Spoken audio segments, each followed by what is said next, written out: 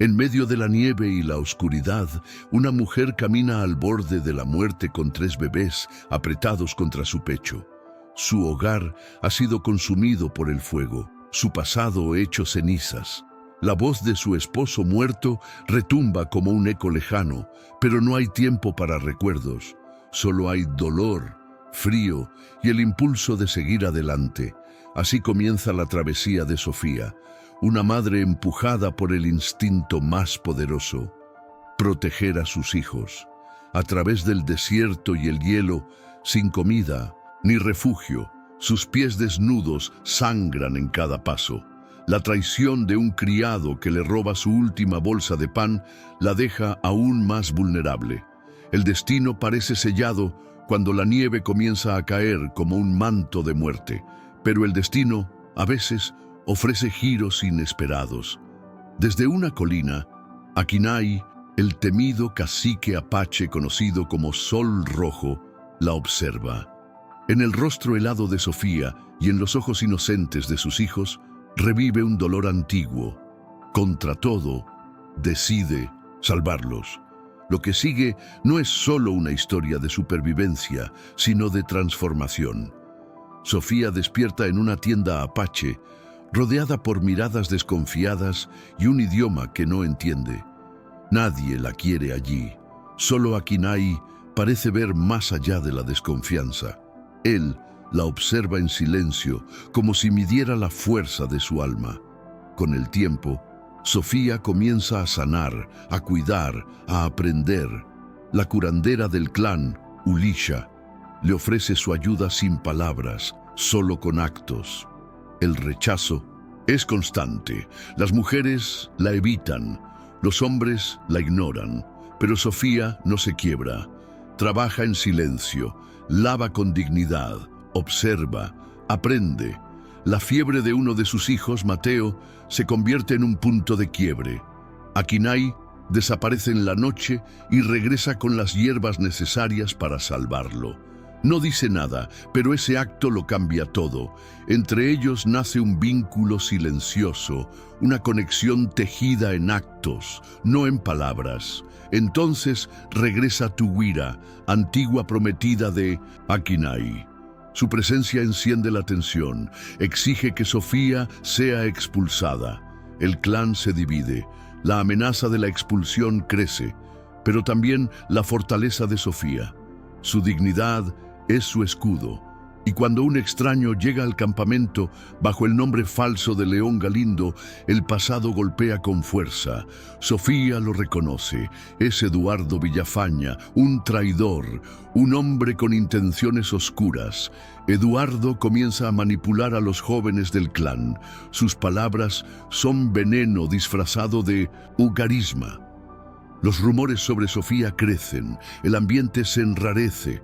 Entonces una noche Sofía lo enfrenta en secreto. Él amenaza con revelar su pasado. Ella, silenciosa, decide actuar. Más tarde lo sigue hasta una cueva, dispuesta a confrontarlo. Lo enfrenta, él ataca. En medio de la pelea, cuando la muerte parece inminente, Akinai aparece, una flecha, una caída, el silencio. Eduardo muere, Sofía sobrevive. El clan no tarda en saberlo. Akinai no lo oculta. El cuaderno de Eduardo revela la traición, pero también documentos que acusan a Sofía. La tensión crece una vez más. Se propone entregarla para evitar una guerra. En el consejo, Sofía se ofrece a sí misma, pero Akinai la defiende. No es moneda de cambio, es fuego. Es parte de los vivos. Deciden resistir, no con armas, sino con inteligencia, trampas, rutas falsas, estrategias. Cuando los confederados llegan, encuentran solo silencio y emboscadas. Son derrotados. Akinai resulta herido. Sofía lo cuida con devoción. Mientras él sana, sus hijos dan sus primeros pasos. La comunidad comienza a verla diferente. Respeto, reconocimiento. Incluso Tuwira, herida y humillada, regresa y es cuidada por Sofía sin rencores, porque ella entiende el dolor. Tiempo después, Naiche, El verdadero nombre de Akinai le ofrece un lugar a su lado, no como salvadora, no como prisionera, como esposa, como igual. Sofía acepta. Quemando el cuaderno de Eduardo en el fuego, deja atrás el pasado. Recibe un nuevo nombre, Tiuna, la que elige la vida entre la ruina. En una ceremonia sencilla, sin anillos ni sacerdote, unen sus caminos. El tiempo pasa. Sus hijos crecen entre dos mundos. Jacinto, firme; Mateo, sabio; Pilar, luz. Sofía envejece pero no olvida. Y cuando una viajera llega y le pregunta si fue ella la mujer del relato, no responde con certeza, porque Sofía ya no es una historia, es una leyenda. No se define por lo que fue, sino por lo que eligió ser. Bajo el sol rojo, ella eligió amar, y ese amor, silencioso y profundo, transformó más que su destino. Transformó la historia, porque hay relatos que no se olvidan, hay mujeres que no se doblegan y hay decisiones que cambian el rumbo de generaciones. Hay relatos que perduran no solo por lo que cuentan, sino por cómo nos transforman al escucharlos. La historia de Sofía y Naiche es una de ellas. No es simplemente una crónica de amor o supervivencia, sino un testimonio del poder, de la resiliencia, la maternidad y la dignidad. Desde una llanura helada hasta las montañas más altas, esta mujer desafió la muerte, el desprecio, el abandono y la guerra sin más armas que su voluntad y su corazón encendido. Y en medio de esas luchas encontró algo que ni ella sabía que buscaba: un hogar, un lugar donde sus hijos pudieran reír sin miedo, donde su nombre no fuera pronunciado con desprecio, y donde el amor no fuera imposición, sino elección. La historia no termina con una gran batalla, ni con una victoria heroica. Termina con una elección silenciosa: seguir viviendo con la frente en alto, y en tiempos donde todo parece perdido, esa decisión lo cambia todo. Si esta historia tocó tu corazón, déjanos saberlo. Escribe en los comentarios la palabra decidir, si fuiste una de las personas que sintió cada palabra. Y no te vayas sin suscribirte y compartir, porque aún hay muchas historias como esta esperando por ser contadas. Bajo la luz del sol rojo, todo puede comenzar otra vez. El invierno de 1861 cayó sobre Nuevo México con la crueldad de una sentencia. Las montañas escupían nieve como si lloraran por los vivos, y el viento rasgaba las llanuras con aullidos que no parecían de este mundo. En medio de ese infierno blanco, una figura avanzaba tambaleante, cubierta apenas por un camisón empapado de sangre y lágrimas. Era Sofía Arriaga, la joven esposa de un hacendado muerto, y en sus brazos temblaban 3 pequeños bultos de vida, sus hijos recién nacidos, Jacinto, Mateo y Pilar. Atrás quedaban las ruinas de la hacienda Arriaga, devorada por el fuego confederado. Las tejas explotaban al calor de las llamas, el establo se venía abajo, y los gritos eran más de dolor que de guerra. No hubo tiempo para entierros, ni para oraciones. Con el cuerpo roto por el parto y el alma desgarrada por la pérdida, Sofía huyó. Cada paso sobre la tierra helada era una puñalada. Sus pies, desnudos, sangraban. El humo se le metía en los pulmones. El llanto de sus hijos apenas alcanzaba a escucharse bajo el rugido del viento. A lo lejos, un disparo le rozó el oído. No miró atrás. No podía. Su marido, don León, nunca fue un hombre de ternura.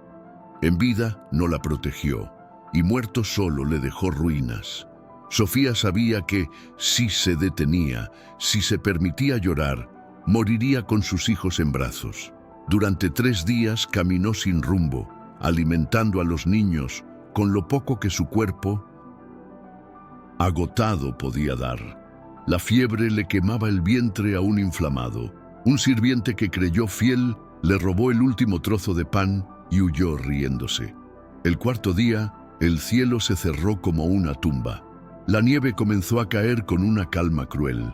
primero en copos suaves, luego en ráfagas como cuchillas. Sofía se arrodilló bajo un árbol seco, cubrió a los bebés con lo que le quedaba de manta y los abrazó con fuerza.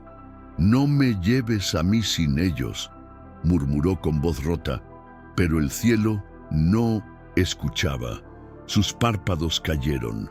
Los pequeños seguían llorando, apenas, como si también entendieran que el final se acercaba. Desde una colina, un par de ojos la observaban. Akinai, el cacique apache al que muchos llamaban Sol Rojo, se mantenía inmóvil entre los arbustos. Llevaba en la frente una cicatriz, como una herida aún abierta. Al ver a esa mujer tendida en la nieve, su memoria lo golpeó como un trueno. Recordó a su esposa bajo una hoguera, a su hija sin vida en un cesto. Por un instante pensó en dar media vuelta. Su pueblo no lo condenaría. Pero los ojos de uno de los bebés se abrieron y lo miraron. No con miedo, con inocencia. Entonces, Akinai actuó. Rasgó su manto, envolvió a los pequeños, alzó a la mujer como si fuera de ceniza. Murmuraba sin sentido. Su cabello olía a humo, a leche seca. Caminó durante horas con ella en brazos, mientras la nieve no cesaba. Al llegar al campamento, sus hombres lo miraron con recelo. «¿Por qué cargas a una muerta?», preguntó uno. Akinai no respondió. El fuego en sus ojos decía más que cualquier palabra. Esa noche, una mujer ajena entró al corazón del clan apache, y con ella, sin saberlo, entró también un destino que no podía desatarse. Cuando Sofía abrió los ojos, no supo si estaba viva o muerta. El calor rojizo de una fogata temblaba cerca, proyectando sombras largas sobre las paredes de piel curtida. Le costó moverse. Su cuerpo no respondía. Solo cuando bajó la vista, vio un rostro diminuto envuelto en una manta terrosa. Jacinto dormía. Estaba vivo. A unos pasos, Mateo y Pilar también respiraban, inmóviles bajo pieles gruesas. Una vasija desprendía un olor amargo. Quiso alzar la mano, pero el brazo temblaba como si pesara toneladas. Entonces la entrada de la tienda se abrió. Una figura alta se recortó contra la luz exterior. Era un hombre de rostro firme, ojos oscuros y capa de piel. No habló. Solo miró a los niños, luego a ella. Se apartó. Detrás entró una anciana de cabello blanco y rostro arrugado como corteza, Ulisha. Se acercó, tomó la vasija, sopló y la ofreció a Sofía. No dijo palabra, solo señaló. Sofía entendió, bebió. Era amargo, pero la calidez descendió por su garganta como un alivio. Por primera vez en días, su cuerpo dejó de luchar contra el mundo. Durante las jornadas siguientes, la realidad se convirtió en una sucesión de susurros, luces débiles, pasos ajenos. Nadie hablaba con ella. 2 mujeres traían gachas por la mañana. Otra cambiaba las mantas. No la miraban, no la tocaban. Ulisha, en silencio, la curaba con raíces masticadas y paños húmedos. Era un cuidado sin ternura, pero constante. Sofía, sin entender el idioma, comprendía los gestos, aprendió los rostros, aprendió la paciencia. Una tarde escuchó gritos fuera de la tienda. Hombres discutían. Alguien dijo su nombre con acento torpe. Sofía A. Ulisha tensó las manos, pero no alzó la vista. Esa noche, Akinai entró. Se arrodilló junto a los niños. Mateo respiraba mal, estaba ardiendo. Sofía, desesperada, señaló al niño. «Ayúdalo», dijo con el alma. Él no habló. Salió. Pasaron horas. La fiebre subía. Ulisha hacía lo posible. Sofía rezó entre lágrimas. No sabía si servía de algo, pero no podía hacer otra cosa. Al amanecer, Akinai regresó con raíces frescas, hojas y polvo rojo. Ingredientes difíciles. Había salido solo, de noche, por un niño que no era suyo. No dijo nada. Pero algo cambió. No era gratitud lo que ella sintió, era algo más profundo, más peligroso. Mateo se recuperó. La fiebre cedió. Los colores regresaron a su rostro, los gemelos rieron, Sofía volvió a caminar, lavaba ropa, ayudaba con el fuego, observaba, escuchaba, aprendía. Las mujeres aún no la querían, pero ya no la ignoraban del todo. Cada gesto, cada palabra en lengua apache era una piedra más en el puente invisible que ella construía con esfuerzo silencioso. Desde lejos, Akinai la observaba. No por deseo, sino por algo más difícil de explicar. La veía frotar ropa en el arroyo, amamantar junto al fuego, coser con hilos improvisados. No hablaban, pero entre ambos crecía algo que no tenía nombre, algo que nacía en los silencios. Fue entonces cuando el viento trajo consigo una sombra. Tuwira había regresado. Tuwira llegó a caballo desde el oeste. Su figura se recortaba como una lanza contra el horizonte. Llevaba una túnica adornada con plumas negras y el rostro endurecido por el orgullo. No necesitó hablar. Su sola presencia alteró el equilibrio del campamento. Durante años había sido considerada la futura compañera de Akinai. Su desaparición, meses atrás, había dejado un vacío. Ahora volvía y lo encontraba ocupado.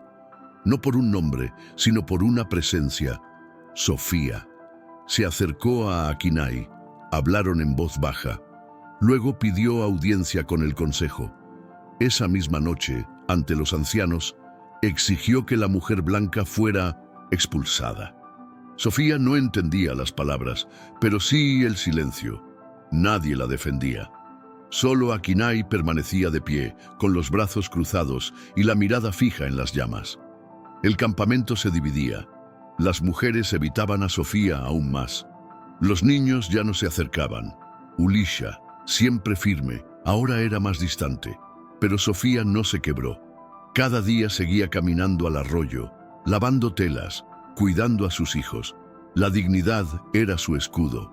Y Akinai, aunque no decía nada, veía su fortaleza, su temple, su renuncia al rencor. Una noche, al salir de la tienda con Pilar dormida en el pecho, encontró a Akinai. Lo miró con lágrimas en los ojos. No caían, pero estaban ahí. «No deje que me lleven», suplicó con un susurro que no era súplica, sino resistencia. Él no respondió, pero tampoco se alejó. La observó largo rato, luego giró y se perdió en la oscuridad. El viento rugía esa noche, pero dentro de la tienda, junto al fuego, Sofía supo que aún no era el final, que aunque la tierra le fuera hostil, aún tenía lo esencial, voluntad, una fuerza que ningún desprecio podía doblegar, porque ella no vivía por sí misma, vivía por tres, y ese compromiso era más fuerte que cualquier amenaza. Los días se hicieron más largos, las tensiones no cesaban, pero pequeños gestos comenzaban a quebrar la muralla. Una anciana le ofreció maíz, un niño dejó caer su pelota y no huyó. Ulisha murmuró una palabra mientras le tocaba el pecho: corazón. Hermana. No importaba el significado exacto, importaba el puente. Ulisha comenzó a enseñar. Señalaba objetos, decía sus nombres en apache: piedra, fuego, manta. Sofía repetía, aprendía, erraba, volvía a intentar. Las canciones de cuna se convertían en plegarias que tejían esperanza. Ya no solo cuidaba, también pertenecía. No por derecho, por decisión, pero la paz era frágil, como un cristal que tiembla ante cualquier sombra, y la sombra no tardó en volver. Un día, desde la entrada del campamento llegó un forastero. Montaba un caballo pálido, llevaba barba, sombrero ancho y una sonrisa tensa. Dijo llamarse León Galindo. Decía ser desertor, solo pedía refugio. Sofía lo vio, y el tiempo se congeló. Era Eduardo Villafaña. No se llamaba León Galindo, se llamaba Eduardo Villafaña, y Sofía lo reconoció al instante. Aquel hombre había cortejado a su hermana Clara durante años, con palabras dulces y cartas perfumadas. Cuando Clara lo rechazó, desapareció. Ahora estaba allí, disfrazado, con otro nombre, otra historia, pero los mismos ojos calculadores. Sofía retrocedió lentamente. No debía delatarse. No podía revelar que lo conocía. El peligro era real y sus hijos estaban en medio. Akinai permitió que se quedara por una noche bajo vigilancia. Chino, el guerrero veterano, lo escoltó a una tienda vacía en el borde del campamento. Eduardo aceptó con cortesía forzada, como si todo fuera parte de un plan. Y lo era. Esa noche Sofía no durmió. Escuchaba cada sonido, cada paso. Eduardo comenzó a ganarse a algunos jóvenes. Contaba historias de batallas, hablaba de ideales, de principios. Era carismático, encantador, peligroso. Sabía cuándo callar, cuándo mirar, cuándo sonreír. Era un veneno lento. Al tercer día la vio sola. Ella tenía a Pilar en brazos, cantándole en apache una canción que había aprendido de Ulisha. Eduardo se quitó el sombrero y sonrió. «Qué pequeña es la tierra», dijo en voz baja. Sofía no respondió. «No diré tu nombre, todavía», añadió él. Su mirada era una amenaza envuelta en cortesía. Sofía lo enfrentó con palabras firmes, pero Eduardo dejó claro lo que quería: silencio a cambio de protección. Algunos pagarían mucho por saber que la hija menor de los Arriaga vive entre apaches criando mestizos. Sofía palideció. Sus hijos no eran moneda. Pero Eduardo lo sabía. Había descubierto su punto débil. Esa noche, Akinai se sentó frente a su tienda. Sabía que algo estaba mal. «Ese hombre miente», dijo. Sofía bajó la mirada. No podía mentirle, pero tampoco podía contarle todo. «Lo sé, pero aún no puedo hablar». Akinai asintió. No insistió. Se fue en silencio. Pero Eduardo seguía escribiendo en secreto.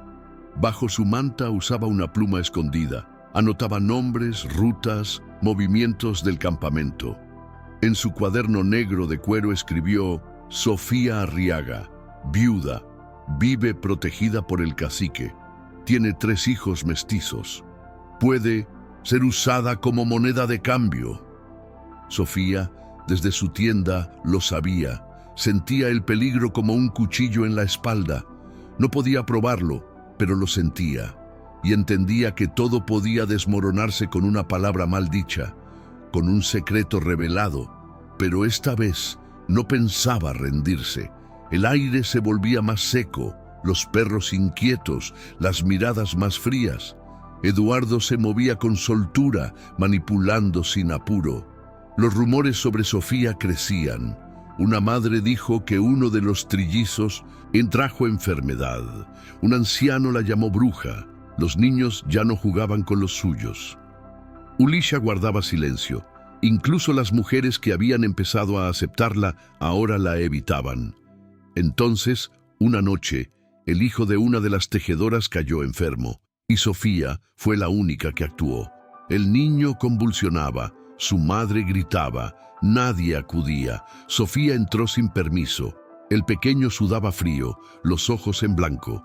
Recordó una infusión que Ulisha le enseñó, corrió a prepararla, volvió con paños calientes y una vasija humeante. Mojó los lienzos, los colocó sobre el pecho del niño, sopló vapor sobre su rostro, cantó en apache una canción de cuna. A la madrugada, el niño respiraba, dormía, estaba vivo. No hubo aplausos ni agradecimientos, pero esa noche alguien dejó una pulsera de hilo junto a su tienda. Un gesto, un comienzo. Al día siguiente, una anciana se le acercó y la llamó hermana. No supo qué decir. Solo lloró en silencio. Akinai vio todo desde la distancia. Observaba a la mujer que había llegado envuelta en escarcha. Ahora caminaba con una dignidad serena. No pedía nada, pero daba todo. Sus gestos eran firmes, sus manos constantes. Una noche, al calor del fuego, Naiche, su verdadero nombre, le entregó un objeto envuelto en piel. Un cuchillo pequeño, afilado, con un nudo de cuentas oscuras. «Para ti», dijo en español quebrado. Ella preguntó por qué. Si alguien toca, murmuró.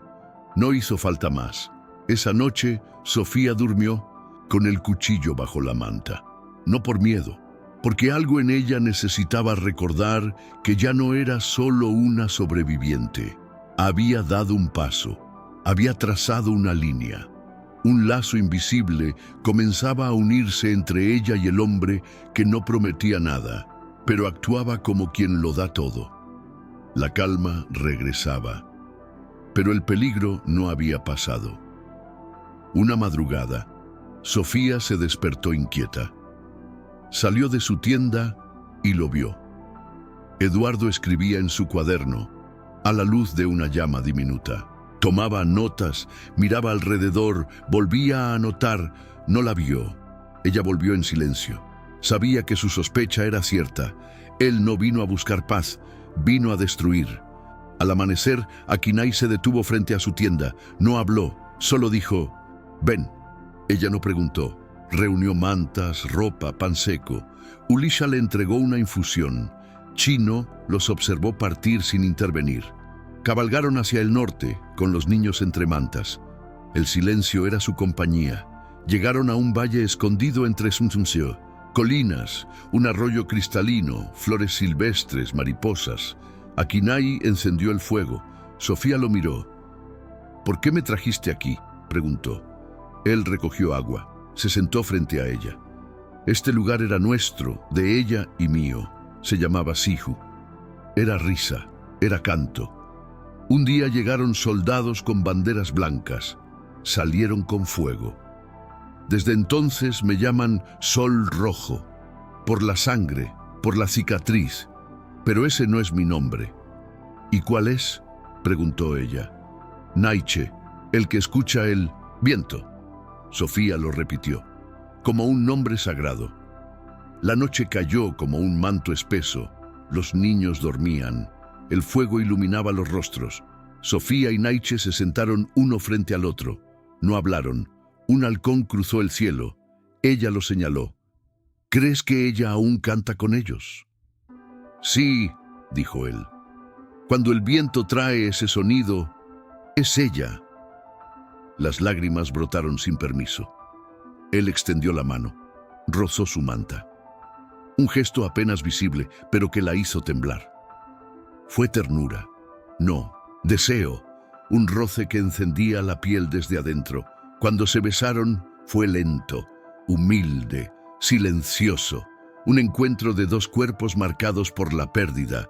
No fue posesión, fue pertenencia. Durmieron cerca, no juntos, pero en el silencio quedó flotando algo que no se podía nombrar. Regresaron al campamento al caer la tarde. Desde la colina lo vieron distinto, faltaba movimiento. Chino lo recibió. Se fue, dijo. Tomó un caballo sin permiso.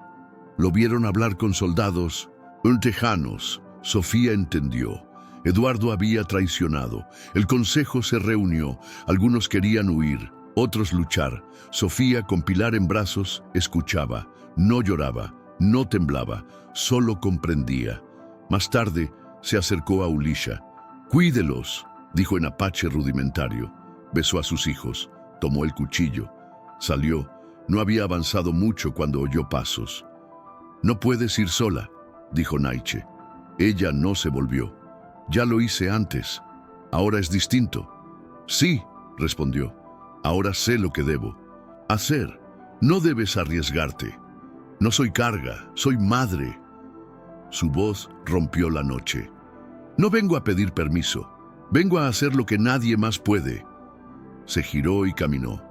El viento soplaba como presagio, y aunque el campamento dormía, la tierra crujía. Sofía siguió rastros. El sendero era angosto, pedregoso. Llevaba el cuchillo atado al cinturón. Cruzó una planicie barrida por el viento. Encontró una cueva oculta. Olía a cuero y humo apagado. Dentro, Eduardo escribía. Al verla, sonrió. «Sabía que vendrías». «No tienes escapatoria», dijo ella. «Devuélveme lo que robaste». Eduardo se alzó con lentitud. «¿Robar? Esto es supervivencia. Ella lo enfrentó. Él se burló. ¿Crees que esos niños podrán esconderse cuando lleguen los soldados? Sofía no respondió. Dio un paso atrás. Eduardo la atacó. Forcejearon, rodaron. Él tomó una piedra y la golpeó. Cayó. Todo giraba. Eduardo alzó el brazo para rematarla. Entonces se oyó un zumbido seco, una flecha. Eduardo se quedó quieto. Cayó. Detrás, en la entrada de la cueva, estaba Naiche, aún con el arco tenso. Entró, se arrodilló junto a ella. «Shh», dijo en su lengua. «No volverás a estar sola». La sostuvo. El cuaderno quedó manchado de sangre. Naiche lo recogió. No lo abrió, lo guardó. Sofía cerró los ojos. En su pecho, el latido de Naiche le recordaba que aún estaba viva.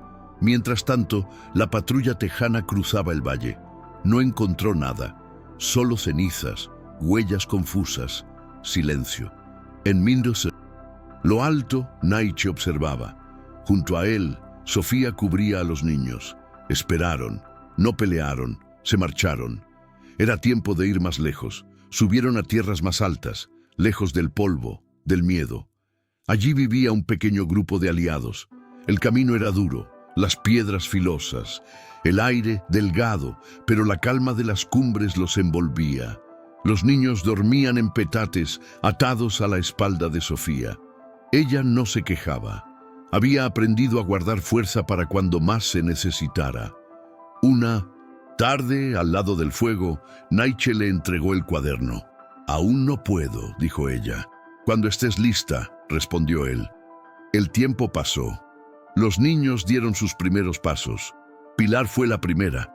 Avanzó hacia su padre. Él la alzó con ternura. Sofía los miraba. La comunidad los observaba en silencio. No había palabras, solo respeto. Una noche, Sofía abrió el cuaderno. Página tras página, Eduardo la describía como manipuladora, peligrosa. Anotaba rutas, nombres, hábitos del clan, croquis, mentiras. Cada frase era un puñal. Al final, lo cerró. Salió al centro del campamento. Encendió una hoguera, arrojó el cuaderno. Las llamas lo devoraron. «Ya no eres dueño de nada», murmuró. Naiche la observaba. Supo que Sofía ya no cargaba peso, caminaba con su propio nombre. Los ancianos la convocaron, le ofrecieron un nombre nuevo, uno que hablara de lo que había elegido ser, Tiuna, la que elige la vida entre la ruina. Se celebró su unión con Naiche. No hubo sacerdote ni anillos, solo manos entrelazadas, cantos, fuego. Los niños reían, la comunidad danzaba, y ellos, en silencio, sellaban una promesa sin palabras. Pasaron los años. Sofía envejecía, pero con la dignidad de quien vivió muchas vidas en una. Caminaba por el valle con los pasos firmes de quien ya no debía probar nada. Su cabello tenía canas, pero sus ojos, luz. Los nietos jugaban entre árboles. Repetían historias que mezclaban mito y verdad. Una hablaba de una mujer que cruzó la nieve con 3 bebés. Otra de un guerrero que abandonó la guerra por amor. Nadie sabía dónde terminaba la historia y comenzaba la leyenda. Una tarde, una viajera se sentó junto a la fogata. Preguntó a la anciana si era ella la mujer del relato. Sofía no respondió de inmediato. Miró el horizonte teñido de rojo. «No soy lo que dicen», dijo al fin, «pero tampoco soy lo que fui». A su lado, Naiche asintió. No necesitaba decir nada. Caminaron hasta la cima de la loma. El viento soplaba fuerte. A lo lejos, 3 figuras los observaban. Jacinto con lanza en mano, Mateo con un libro, Pilar con trenzas y una sonrisa. Eran hijos de 2 mundos, mezcla de fuego y ternura, prueba viva de que el amor puede nacer del dolor.